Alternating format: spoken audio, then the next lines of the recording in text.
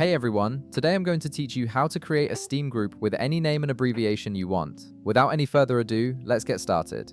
First, open your Steam app and log in with your credentials. Once you're logged in and on the main Steam interface, direct your attention to the upper left corner of the screen. You'll see a tab labeled Friends. Go ahead and click on it, and from the drop-down menu that appears, select Add a Friend. This might seem like an unusual place to start when creating a group, but Steam organizes its community features through this Friends menu. So this is your gateway to managing social aspects, including group creation.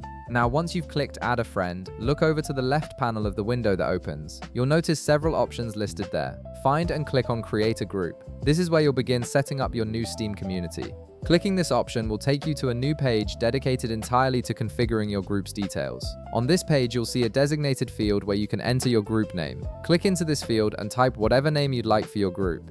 This name is what will appear to other Steam users, so make it something that represents your community or purpose. Right below that, you'll find another field specifically for your group's abbreviation. Enter your chosen abbreviation here.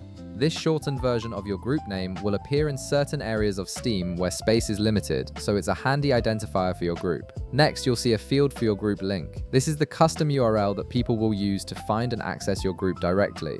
Type your preferred link into this designated field. Having a memorable link makes it much easier to share your group with friends or promote it on other platforms. Now, if you want your group to be visible to everyone on Steam and allow anyone to find and join it, look for the checkbox right beside the public group option. Check this box if you want an open community. If you leave it unchecked, your group will remain private, meaning only invited members can join. This setting gives you full control over who can access your group. Once you've filled in all the necessary information and configured your privacy settings, click the Create button.